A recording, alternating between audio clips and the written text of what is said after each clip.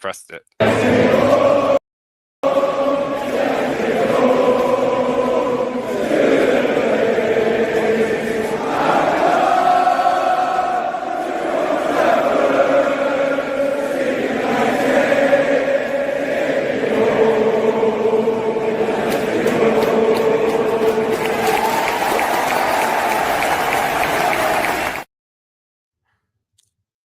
Good evening, good afternoon, good morning, wherever you are.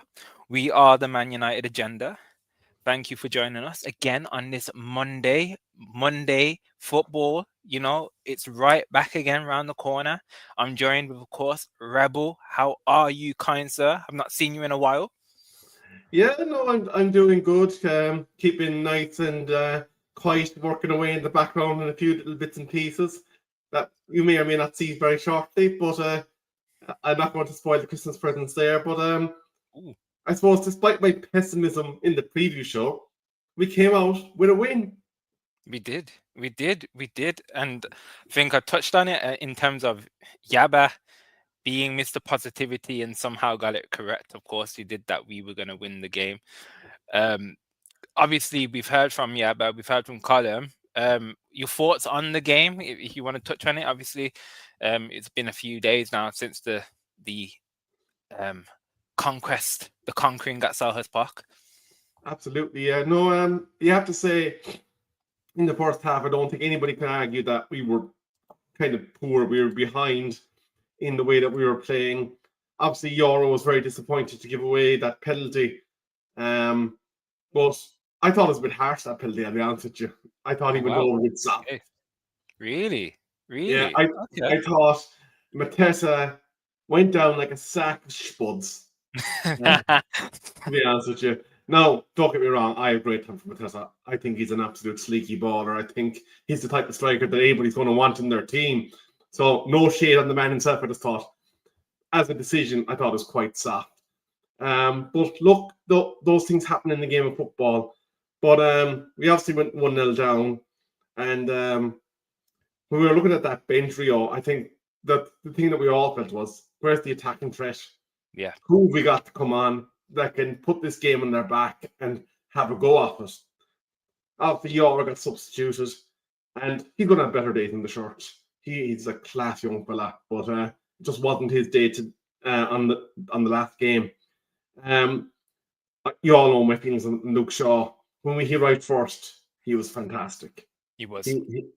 But those injuries are well and truly coming home to roost with Luke Shaw. And the sooner the likes of the Butcher or Maguire or maybe even Aidan Heaven come in and say, do you know what? This is my spot. The better for Manchester United Football Club. Diego Dallo. I do not ever want to see that young fella on the left. He cannot play on the left. I'm okay with him on the right because he knows what he's doing over there and he doesn't get absolutely shamed over there. But that's not what happened with Ahmed and team, is it really? Like, Ahmed is just another level. But I tell you what, though, that set piece move, Mason Mount, when you're fit, you can start in my team any bloody day. He's lovely. He's lovely, isn't he? Like, he's absolutely incredible. I think I was watching the Chelsea-Arsenal game, and it came up with the stat saying that we're the joint leading goal scorers in terms of set pieces this season. And I was like, oh my God, okay. Arsenal fans are not going to let this down. They're not going to let this down. But yeah, overall, I'm glad we got the 3 points. But I'm glad you feel the same way about certain individuals about in the game. Let me have a quick hello to the chat this evening. Vinny, hello, kind sir. Hello, kind sir. Steph is in the house. Yo, Real and Rebel R&R time. Well, that's a very cool. I like that. The R&R show. The R&R show. I like that. That has a ring to it. Yeah. Man United fan. Howdy, legends. Unexpected results and welcome result. We take them. We absolutely take them. We deserve better in the house as always. Good evening, Real and Rebel and chat legends. You all are legends, and if you can do so kindly, if you don't mind, it will help the channel. Smash the likes while you're here. Get it nice and early. Thank you. Early Christmas presents. The 1st of December. Are your trees up? I put that in the chat. Are your trees up? It's the 1st of December. Mr. B, Yabba doesn't count. Yeah. Okay. Anyway, Yeah, but it's again. just before we Yeah. go on to the next comment, the tree does not go up before the 8th. I never ever want to see a tree in my house up before the 8th of December. Come at me Yeah. in the chat. Come at Yeah. me. Mine's not up yet. Mine's not up yet. So I'm with that. It's not up yet. Matthew Bassett. Good evening. Good evening. Big up. Andy, Eddie, sorry, Eddie. Good evening, and Rebel and Rio and the chat. Dropping a like and listening for a bit. Hope Yarrow is looked after concerning recent mistakes. Yep, bang on, bang on. And I think we will. I think we will. I think the cohesion that's building in that team. I think we'll be fine. I think he'll be fine. And then Colin, evening, and Mark Harris. Here is an assessment of Amram, scared, clueless, stubborn, sack him now. Oh gosh, okay. Ooh. You read that. Fair enough, fair enough. Hey there, lads.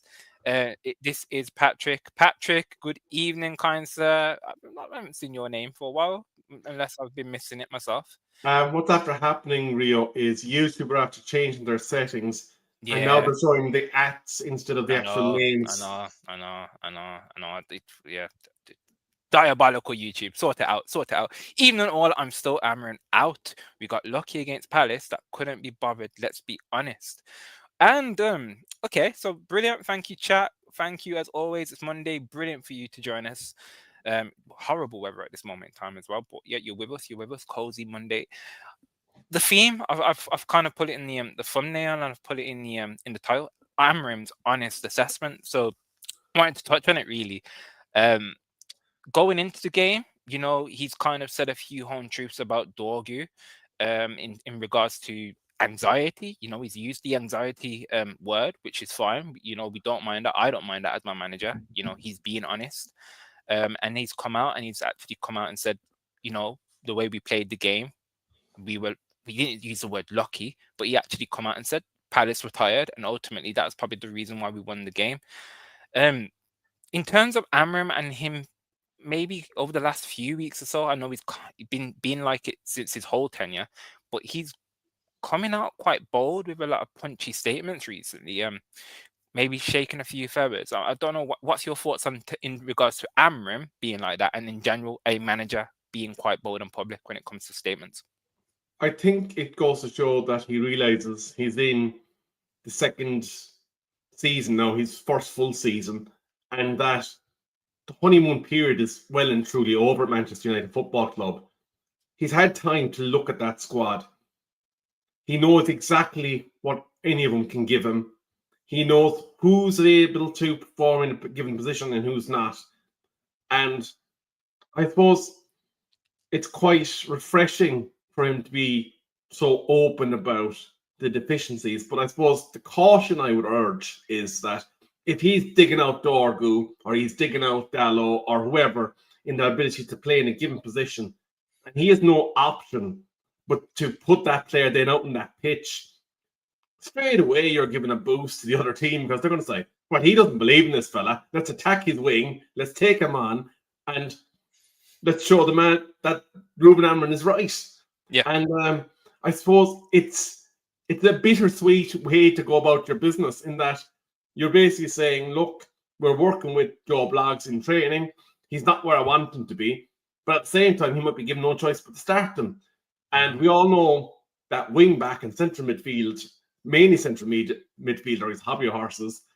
And it's actually crazy when you think about it. 12 months on, we all thought that Casemiro was done last season, that the hunger was gone, that the legs were gone. And I actually fear this season without Casemiro in the starting lineup. He's a yellow card away from suspension. And I do not want to see a situation where Bruno Fernandes, who's not a 6'8", in a two-man midfield, he might be an 8 in a three-man midfield, but that's a different story. And Ugarte are partnering the central midfield and trying to save us in games. And more concerningly, and I want your opinion on this one, Rio, Of course. we also heard some of the AFCON teams were announced today. And unfortunately for us, Onana has not been included in his international side. So that means that Cameroon might actually stay in the competition for a while. I know. Oh, I saw it and it came out. So I think officially now, I think we can keep the players up until the 15th. I think that's what's kind of been documented. So I think we get our players up until the Bournemouth game. So I don't think they can play the Villa game, which is the game after. But yeah, the news that Onana, idiot, come on, just do one thing. You've left us, perform, shine, get into that squad, so our boys can come home early. And he's had an absolute catastrophe, and he's managed to kind of flaunt us while he's still not even at the club anymore. So yeah, it's looking likely that they're going to get to the final and go the whole way, which is annoying. But yeah, it's in terms of Amram, I think you're bang on the money, and I think we deserve better. I think he's just put in the comment in terms of which bold statement. So there's been a few. So he mentioned the Dorgu situation, and then after that, he did kind of come out and to say, like, quite blatantly, Crystal Palace retired, and ultimately it's the reason why we won the game. And in the past, Ten Hag, he used to kind of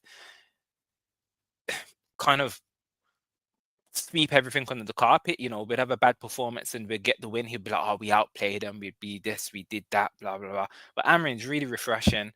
And I like it, and I think you've said it again. He knows what kind of buttons to press with these players now. He knows exactly what kind of words and terminology would get the best out of these players. And hopefully the Dorgu one, for example, there's been others, but hopefully the Dorgu one, he goes on now and performs.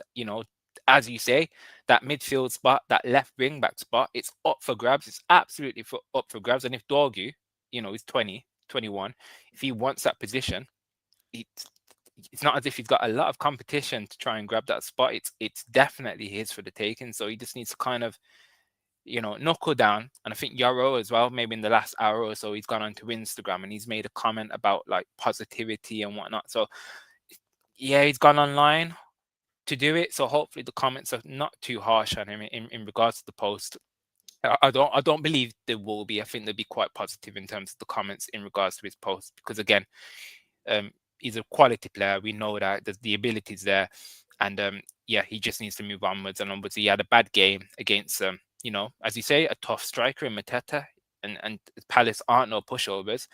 And he did do some good things in that game. It's just Luke Shaw and De Ligt had a much better game, so they kind of outshined him. But it wasn't too much of an issue in regards to overall performance. So I'm quite confident with him going forward. Allow me to tee you up a bit in terms of the agenda, I suppose, for the rest of the show. Obviously, we've heard the comments about Ugarte not being the same player that he had at Sporting Lisbon. We've heard these comments about Mainu being in direct competition with Bruno for that second spot. He's kind of marginalised any competition, hasn't he, really, in the central midfield? And you do worry that, say, for argument's sake, there isn't an injury that keeps Bruno out for 4 or 5 weeks, or something that keeps Casemiro out for 4 or 5 weeks. We're not exactly in a position where the next man up has the confidence of the manager. Yeah, it's a fair point. It's a fair point in terms of he's kind of already slandered the backup team already. So it's like, it's kind of shooting yourself in the foot, isn't it? It's kind of like, okay, you're my first 11, just to let you know, backup team, you're a bit rubbish. I don't fancy you anyway. Kobe, I'm going to bring you on for 2 minutes here and there. You're not going anywhere. So it's a weird one. It is a weird one, but ultimately, I like the fact that he's hung his laundry out. We know exactly what he wants. The board hopefully knows exactly what he wants, and a lot of managers do this in terms of they'll make decisions on the field to kind of prove a point. Sometimes it is to the detriment of the team. Hopefully, he's doing that in a way where it's not costing us results. It'll be interesting to see what happens with these thick and fast coming games. Now, obviously, we got the Thursday game. Casemiro played 90 minutes. People in the chat, Mr. Casemiro cannot play 90 minutes, by the way. 90 minutes. But it'd be very interesting to see if he does play. And obviously, then that falls on possibly Ugarte to come into the team, who he's just completely slandered. So yeah, it'd be very interesting in regards to that. In regards to midfielder, so let's move on. In regards to, again, it's a boring topic, a very boring topic for me. Midfield again. We're coming up to January, so the transfer talk will happen. Which again, as long as it's other than a midfield, I don't mind talking about it. But we've been linked with Mr. Conor Gallagher once again. Can I wheelie you for a second? Go for it, Look at that photo of Mr. B. Does he not remind you of Brian Mbumo's dad? Mr. B. Have you got something to say here? Hmm. Hmm. Jeez. Jeez. Oh, what's this? We deserve it. I cannot believe this manager. He shits on this team every chance he gets. Not every chance we deserve. Not every chance. He just does it accordingly. Accordingly.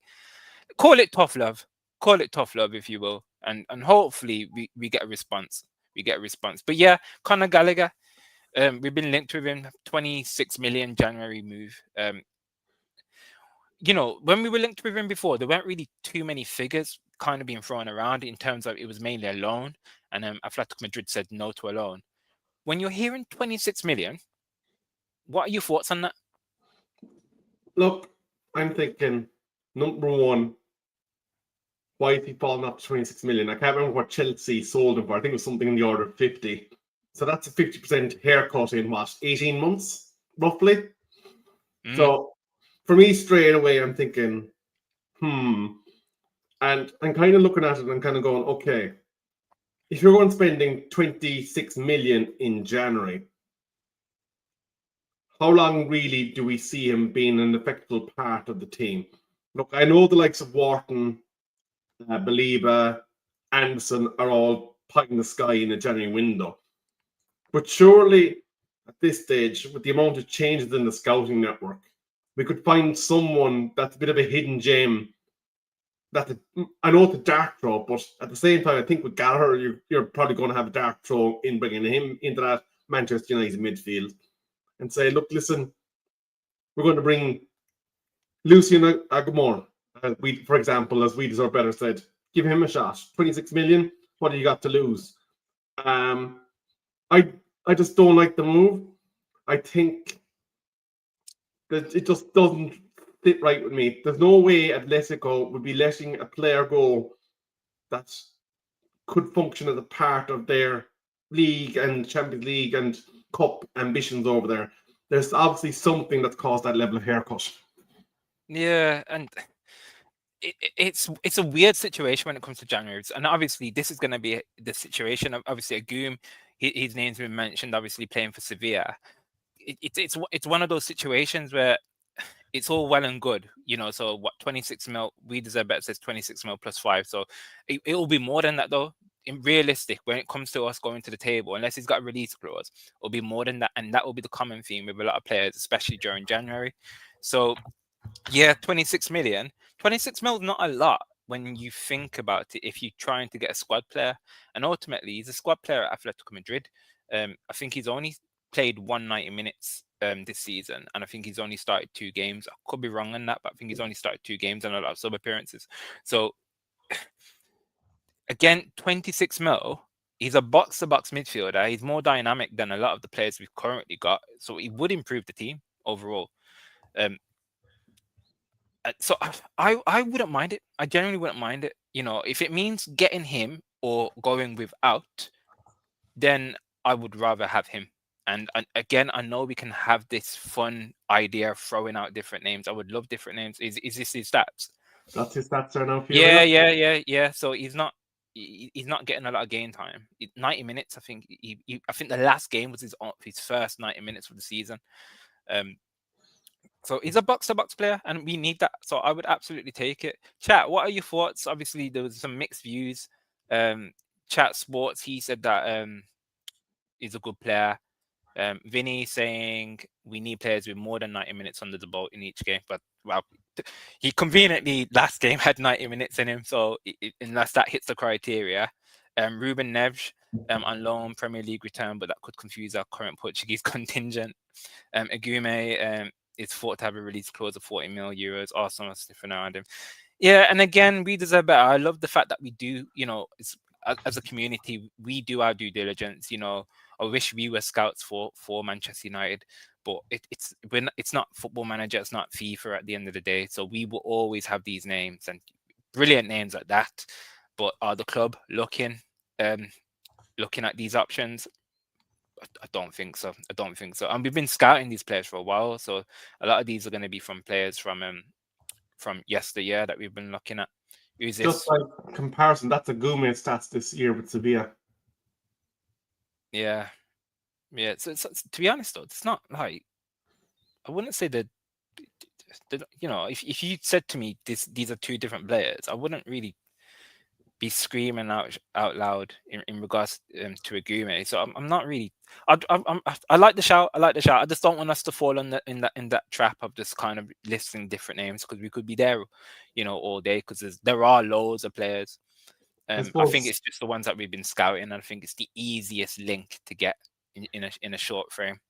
the key differential there is when you look at the starting 11 percentage, 64%. So he's starting almost 3 out of 4 games for Yeah, them in La Liga, and the minutes percentage as well. There is he's got the 90 minutes in the legs because he's played 63% of the available minutes this season. So he's obviously a key part of what's keeping them ticking. I suppose if you're looking for someone that's kind of ready to rock and roll in January, he's obviously going to be further along his fitness journey than Conor Gallagher. yeah, and that's true, and that's true. But again, I think it's because I don't believe this signing will be the be all and end all. It's not going to be a main centre mid going into next season. It's gonna be a stopgap guy. And do we want to get a player like a Gume where I think you just need to envision this player that we get in January isn't going to be the main guy. So Colin, obviously, me and Colin, we've got a fondness for Stiller. Stiller is a top juggler, top player. But that's a summer signing. That's an absolute summer signing, and I'd love us to go for it. So I think we just need to get a stopgap. Real Man United have been monitoring him for the last 12 months, and Sevilla might accept lower offers if the player wishes to make a move. And again, that might be true. It might be true. I can't do it. I just can't in terms of not him as the player, just us throwing out random names that we want. I'd rather wait for us to be linked and then see what comes to us and then we can talk about it. But I Is get it. I get it. is the more realistic thing to do then, rather than blowing 26 million buying Conor Gallagher? Would you say, look, listen, loan with option? They've said no. They've said no to the loan. They've said no to the loan. They've absolutely shut it down, unfortunately. So yeah, the thing is, Conor Gallagher's not like some peon. Like he's not rubbish. Uh, there is a player there. There's a reason why if Diego Simeone's wanted to play, there would have been something there, and it's just not worked out. That Atletico Madrid team is a hard team to get into. They've got a really good midfield, they've got a good attack, and Diego Simeone, he doesn't chop and change his team. So once you're in that team, it takes a lot for you to kind of fall out of favor, and he probably just didn't break into the mold. So I wouldn't say it's a detriment to Conor Gallagher. I think it's just he's tried his luck, he's tried something different, and it's not worked out in a very very stubborn manager and a stubborn league, in a different league as well, in a different country. So yeah, I don't mind it. We'll have to see. We'll have to see if the snowball kind of ripples on in regards to it. But hopefully we get linked with other names now. So obviously Gallagher's been the name for today. There might be another name tomorrow. We might get the Belabor name again. But I've kind of fallen out of favor with the Belabor talks, to be honest with you. He's kind of every performance, every day that goes by, his value is just dropping and dropping and dropping and dropping. Quick one on Belabor. You still kind of touching that one, or I've cooled on him. I still think there's a player there, yeah, but I think now if you're coming to the table next summer, he's probably the third choice behind Wharton and Anderson at this stage, because we've seen a level of consistency from those two gentlemen. Now, I am going to give him the crutch of the fact that his pre-season was a bit jumbled by injury and whatnot, and obviously the speculation would affect any player when they thought they were getting their dream move. But if United were to go back from now, I would say it's probably at maybe 50% of what I was willing to go with Yeah. in terms of a package last year.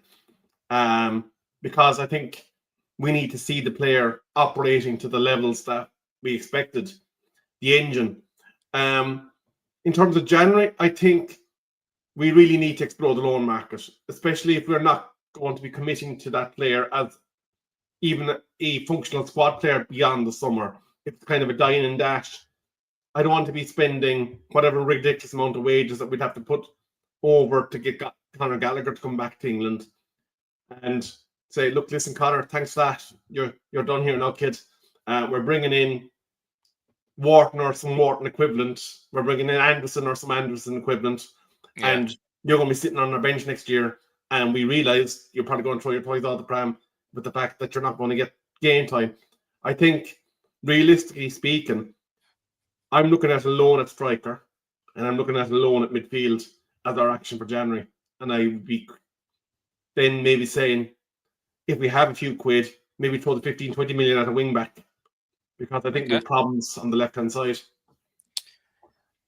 Interesting. And so obviously, kind of you move on to the next subject, to be fair, which I had lined up, and which is Cunha. And you've mentioned striker. So interestingly, we've got this lovely, long-haired Dutch Xerxes who scores a lovely goal for us the other day. Finally get some game time. His performance against Everton wasn't the best, but I did say, and I know many have said, it was probably just down to rustiness, minutes, play into the game. There's a player there, plays against Crystal Palace and looks a different player. Looks like the player that we saw last season that had a few chances. Obviously, same again, first half wasn't the greatest, but, he was still getting involved in the build-up. I probably would have said, you know what, we need to go and get a striker. Shesko's out. We don't know when he's fully going to be back. Cunha injury, Mbumo AFCON. But obviously the news that Cunha is back in training, so I think he'll be available on Thursday, should be fine. Shesko, I think, will be back sooner than what we first anticipated. And now we've got Xerxes off the back of a goal and Mason Mount. In terms of when it comes to our game on Thursday, how do we line up? What would you do? Well, I think always in the back of my head when it comes to Josh, it's a thing that he said when he arrived at Manchester United Football Club, that he's not a striker. He prefers to play in behind the striker.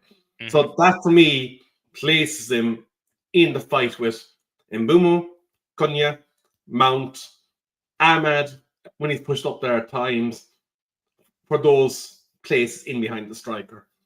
And in terms of Thursday night, West Ham, I think it's clear that he has to start Joshua Xerxes, keep his confidence going. You're going to obviously start Boyne and Mbumo, because we need to get as much as we can out of him before he departs for AFCON. And you have to start Mason Mount. I think it's beyond doubt that he starts. I don't know if he will, I have a feeling he won't. I hope he does. I have a feeling he won't start Mason Mount, and which will piss me off, I'll be honest with you. But you're right, he should. He should. Based off the I don't know. Just keep the confidence, exactly what you say. But I think he might throw Cunha back in. But I don't think he should. I agree with you. I don't think he should. Well, I suppose it depends on where Cunha's at in terms of that blow that he got. Maybe Josh is going to be the sacrificial lamb, and have the more kind of aggressively attacking players on. I presume Tequila's talking about Gallagher. You might just confirm that. Possibly, I think so. Who they get linked with every day. We won't. I actually wouldn't mind taking him off your transfer talk hands, Tequila. So I genuinely wouldn't mind seeing Gallagher at the club. We deserve better. We have included yesterday 3 games in 8 days. He can rotate players, won't mind. And again, I suppose, it's a weird situation, because I would normally say, we've got an easier game. It's West Ham at home. But I thought that about Everton, and that went to shit. So it's kind of like, do we keep the same team, or can he afford to rotate with players that he doesn't fully favor? And again, going back to it, that he's kind of just shot in the foot. I'm just going to address this very quickly. Alison Becker 2.0. We fully aware of where we stand as a football club, but 400 and something million, and you were chatting balumbas at us. Excuse me, Arnie Slot, or as some of the Liverpool fans are now talking, Arnie, stop, please, Arnie, stop. Well, Because they think they're back now. They think they're back. One win against West Ham. They think they're back. Let's calm down. Let's calm down, Liverpool fans. Yeah, like 2 Premier Leagues in 30 years. Mador. Yeah, yeah, exactly. I don't think we can assume any game anymore. The Premier League is so stacked with talent across the board. Exactly. And West Ham won't be an easy game. It won't be. I can't say any game's going to be an easy game anymore. I can't. I will predict us winning games, but to say it's going to be an easy game, I won't do that. I won't fall for that trap. I won't let these players do that to me. And you Rebel, you shouldn't let them do it to you. You can't go into this game with this yabba mentality. Oh, we're gonna no. But I will still say we'll win games, but not in terms of, I can't say we're gonna batter teams anymore. I just can't. It sounds silly to do that anymore. But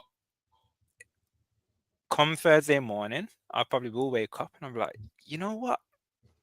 We can batter them. We can do it. But teams are dropping points. I was speaking to a Liverpool fan this morning, and they think they can still win the league. And I looked at the table, and even though I wanted to mock them, I was like, you know what? You're 9 points off in this league. Anything can happen. And same with us. Obviously, I don't think we're going to win the league, but in terms of top 4, top 5, we can absolutely push for it. We just need to be consistent over this festive period. And if it means playing teams that are tired and it means we get the win, I don't care. We should absolutely take advantage of that. What do you think? Yeah, absolutely.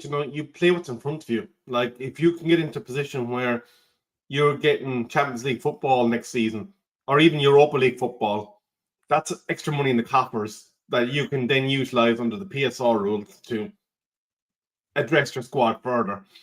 The one thing I will say, and we've talked about it in regards to Arsenal in the past, when they were in positions where they could have taken on the league.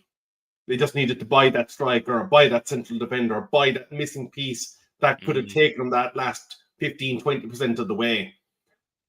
If Manchester United find themselves sitting in a position where Champions League football is even 60-40 against us in terms of getting there, you have to kind of go, do we leverage the summer window? Do we say, right, lads, I know if we got this guy in the summer, he'd cost us 20 million less than he would in January. Do you gamble? Do you take that moment of mad and say, if we bring him in now, could he be that missing link? Obviously, injuries could play a factor. That's always going to be one of the things that'll happen in football. But do you say, do you know what? Bring off the summer window. Let's get in those 2 midfielders in January and give ourselves a bit of a secure base where we can say, look, listen, all we need to do is get whatever number of points between now and the end of the season, and we're in European football, and that pays for our extra overspend that we would have done in the outlay of transfers. The thing for me, though, Rio, is we're going to know for the rest of this season, until the FA Cup starts, that we are in a particular situation with our game spans. Obviously, the Christmas window is obviously always going to be thick and fast. We know that there's going to be a few extra games, midweek game weeks, all that kind of crack. And do you know what? That's part of the enjoyment of the Christmas period, because you are accelerating your football.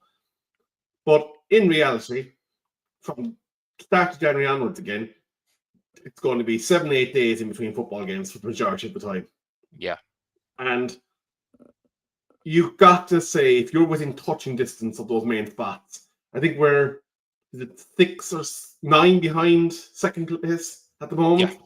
Yeah. Like, that's nothing. You're going to have to look to capitalize on those positions. We got there being average. I think it's the best kindest way I can say it. But Sorry, we're 4 points off. 4 points off second. well, there you go. 4 points off Yeah. second. Yeah, we're 9 points off top. Like, we're not winning the league. We all know this, but top 4 is there. Top 5 might even be enough for Champions League, depending on Mate, going exactly what you've just said. If they'd done that with a midfielder in the window just gone, that would have been the difference already. That's 4 points to be second. Let's not say first, but 4 points. That's more realistic. We've dropped 4 points in that gap to not be second. That's a midfield issue. Like, we could have. You're bang on the money.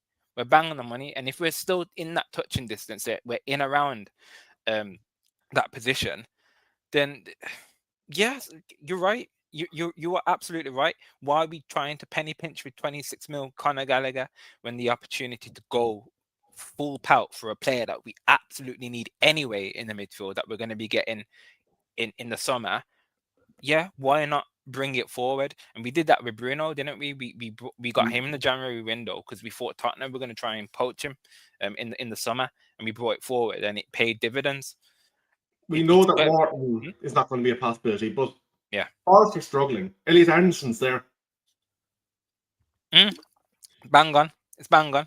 But again, I don't know if Winios will do this. I'm not too sure. I don't know if they've got a set structure already in place. Maybe they've already not. And this is the thing.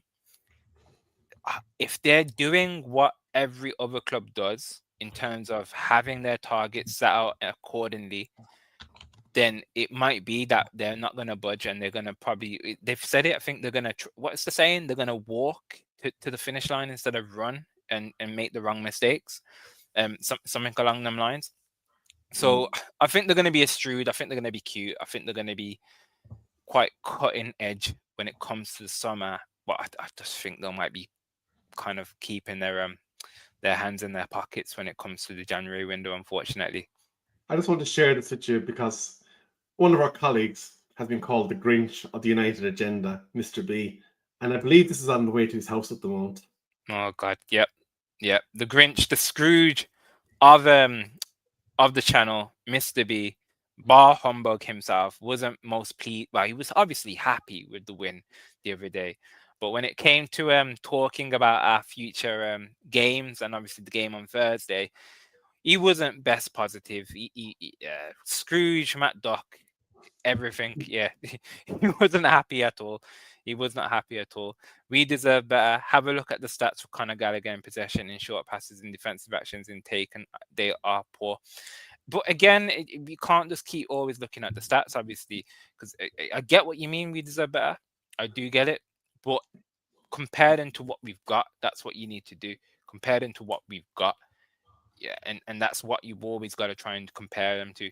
Again, if you those stats will be individually, they'll look terrible, and then if they're going off metrics compared to bloody Pedri, then it's not going to look good. But compared to what we've got, I'm guessing it's going to be an improvement. And again, it's just bolstering that midfield. It's adding bodies, and at this moment in time, it's probably what we need. I'd like to touch on a final topic. And it's a bit of a positive one, but then it goes into a negative, but it might end on a positive. I'd like to get your thoughts on it. So obviously, Bruno Fernandes, he's kind of become a very maverick kind of player for us. Very, very hit or miss in terms of his opinion in the fan base. But it's mad to say this, but he now has more Premier League assists than Paul Scholes. He's a top talent. It goes without saying. And he creates chances for fun. And, I know it took Mason Mount to put the ball in the back of the net. So it's not, people are saying Bruno was genius with what he did. But the one that he did to Xerxes was probably better. But he then goes on to say this. So obviously, brilliant stat. And he's come out today. And this has come out. And I'm not going to read the whole thing, of course. But it's mainly the top line. I think football is now more and more robotic. I'm not saying I'm not saying it's never bad to lose the ball. The longer you have it, the more you can do. We all differ, and if my main feature is taking risks, the last pass, trying to assist, and if I don't do that, I'll become a useless player. It's my greatest feature, and I can't lose it. And then he goes on to explain if Neymar stopped charging at forwards, his talent kind of diminished because he got told to not do that. If Ronaldinho was this type of player and he got told not to do that, Paulo Futre, etc. He said, we've lost that. We've lost the essence of players. If a player is good at that, then why take it away from him? Each player has their skills. So he's basically, to sum it up, he's basically saying he's this type of player that we always say he tries 100 million Hollywood passes a game, and maybe 2 or 3 of them will pull off. Yeah. That's him. That's his style of play.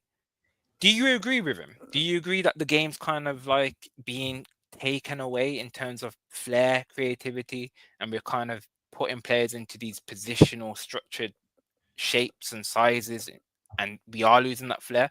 Because obviously he's not creating as much chances as he was. Or is he? Are we being deceived because he's playing deep, and then it looks like he's making a lot of errors because he's doing the same thing from deep? What are your thoughts on that? I think the whole Bruno Fernandes Rubik's Cube is an interesting conversation. And I want to come back to this one for a second. Yes. It mentions Paul Scholes at 55 assists. Paul Scholes was in the same team as David Beckham and Ryan Giggs. So he was third place in a team that was hyper creative. So That's fair. That's fair. that's obviously going to affect Paul Scholes' numbers. And he even shared the pitch with Wayne Rooney for quite some time. So again, there was Wayne Rooney, the Cristiano Ronaldo's, there was the Carlos Tevez's. There was a lot of heavily creative players in Manchester United Football Club at the time of those other teams. Bruno Fernandes at the moment is the singular output in terms of creativity in Manchester United Football Club. Obviously, we hope Brian Mbeumo and Cunha take on a large volume of that shouldering going forward. But I suppose if you were to say you need one player to kind of be a difference maker, he's not at the Cristiano Ronaldo level of creativity. He's not at the Lionel Messi level of creativity in terms of production for all-time assists. He's not in the same level as maybe a Bukayo Saka with assists, or looking at some of the more recent United players. Valencia was always well capable of putting in a decent ball. John O'Shea was always well capable of putting in a decent ball. I think when you look at Bruno Fernandes, he's what I would call a luxury player that would probably be performing at a more optimum level in a team that is more stable. Manchester United Football Club as a whole, in the way that we set out our squads, affects his numbers. If you're putting in a ball to someone that can't finish their dinner, you're not going to get an assist. If you're being identified as the only output from an attack and that it needs you to be on top of your game in order for that United attack to function, you're basically signaling to other teams how to stop Manchester United from scoring football matches. You're looking at, I suppose, a correlation of an extremely gifted player that is probably on the, I suppose, the more luxury market in terms of your football team against, I suppose, teams that were built from kids in the Beckham, Scholes, Giggs situation, and that came through an academy together. I think what we're looking at here is the product of Manchester United Football Club not being efficient with the way they sent their transfer funds over the last 10 years. And his numbers are probably lower than they would have been if he had other players beside him pulling their weight and doing what you'd expect him to do. And as a result, we're obviously seeing him being deployed in a deeper role that he should never be in. He should never be one of a two-man midfield, and I will die on that hill. I see, and I agree on that last part, but I have to disagree with pretty much most of everything else. I think his quality, I really do. I think Yeah, he does like the Hollywood ball, but a lot of his work is done best in the number 10 role, and he's almost been kryptonited, if that makes sense, in terms of when he plays deep. He's been, you know, he's basically been given the basketball from Space Jam, and his powers have been taken away from him because of the fact that he's been deployed in this deeper role. Let me quickly see what the chat are saying about this. I agree with Bruno to some degree. Football is robotic. Players are locked in systems. Freedom of expression has gone. Um, True 100. Can I ask Big you up about everyone. this? Hmm? You said you don't agree with a lot of what was being said, but if Bruno Fernandes is coming into a squad that had, we'll say, the likes of Keane, Scholes, Beckham, and Giggs around, he's obviously going to be more productive because Yeah, the level definitely. of the players around him is going to be sufficient to allow him to do what he needs to do. And what I'm saying is that Bruno Fernandes' stats, though impressive in their own right, are probably a lot lower than they would have been if he had those other more gifted players around him. At the same time, though, that then answers the question. If he had gifted players around him, like strikers, his levels and stats might be better because they'll be finishing more of his passes. But I get what you mean. There'll be more players around him being more creative as well. So he wouldn't have to be doing it all himself. So then the numbers would be shared. So I get that aspect. But if we had he's been dealing with rubbish strikers for the last 3 to 4 seasons. Obviously, we had Ronaldo at one point, which was he was putting him in. Cavani for a certain extent, but for the last 2 to 3 years, he's had to deal with what Weghorst. He's had to deal with Hoyland. He's dealing with Shesko at the moment, who's kind of struggling. But I won't. To be fair, it's harsh for me to put him in that same kind of sentence. Um, yeah, I think that's why I call him a maverick, and I think that's why he's kind of in and out with different people. I think he's a top quality player, and I adore him. I adore him, and I just hate the fact that he's being played deep because of the fact that he's making me dislike him. Imagine going into work and saying to the boss, "I know I turn up late, leave early, and do half ass job, but that's my style. He's not Captain Material, as Roy Keane would say. He's a big baby." At the end of the day, like, you know, Baby. Bruno is having a swipe at Amram. I don't think he's having a swipe at Amram. I think he's just talking in general. He's talking about his style of play. We brandish him saying that he tries this, he tries that. But I think he's trying to perform a role for the team. At the same time, yeah, I agree. He shouldn't be playing in this deeper role. He absolutely shouldn't be playing in this deeper role. Maybe he's probably thinking selfishly, and Bruno is entirely selfish. He wants to stat pack. And I've not even read this. I was literally going to say that. I feel like maybe he's actually seeing his numbers stagnate a little bit and thinking every time I contribute, my stats are going up. I want to see him play more advanced. Will we see this happen over the Christmas period? Probably not. Probably not. Probably not. It's more likely that Kobe Miney will get game time than it will be Bruno Fernandes who gets played in the number 10. I'm going to put this out there, and I know I'm kind of conscious that I'm probably after taking us towards the end game, but I think Kobe Mano could actually end up leaving in loan January. I think he's going to be say, look, boss, we're getting Enough enough. nowhere. World Cup year, and if I'm going to have any chance, I need to go out and I need to be playing football, so I need to go. And And I think he should. I think he should. I think he should. If he wants any, even though I think his chances of getting into that England team are next to dead and none, to buried be honest. now. Yeah, I think next to none now. You've got players coming back from injury. You've got players that Tuchel's already kind of got his heart set on in that lineup. Anderson isn't moving from that team. He already likes Wharton. Declan Rice is apparently going to win the Ballon d'Or according to a lot of fan bases. Yeah, he's done. He's done, and I think he's done at Man United, to be honest with you, which is a shame. But we deserve better say. If they can get a centre mid in Defo, Kobe goes after AFCON and in late January for a short-term loan. Absolutely, absolutely. And who knows? Could he go on loan and come back and rejuvenate himself? I don't think so, as long as Ruben Amorim is at the helm, unfortunately. You know, Unfortunately. the one thing that could be interesting, if Brighton feel that Baliba is busted for them, a loan slot could be on the cards. Maybe. That doesn't happen though. That doesn't happen. I can't remember the last time that's ever happened.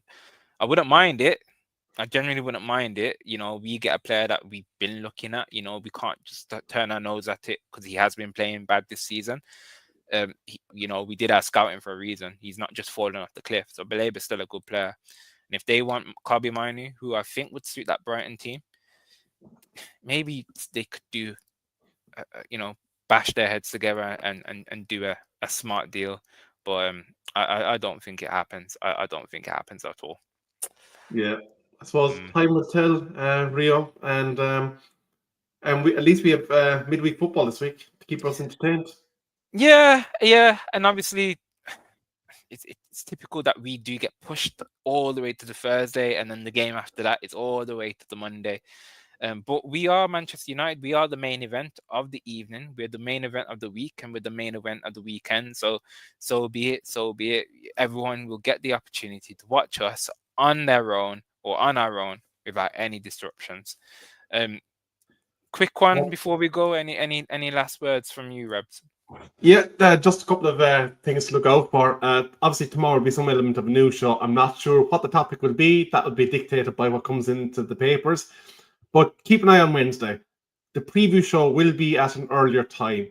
We are going live before Premier League football commences. It'll be myself, Rio, Cullum, and possibly Mr. B. And we'll be looking forward to that West Ham game. So we will be at the earlier time of somewhere around 7 o'clock, I believe. So be sure to stay tuned. And I am going to plug this shamelessly again because we do like to try and give you free stuff.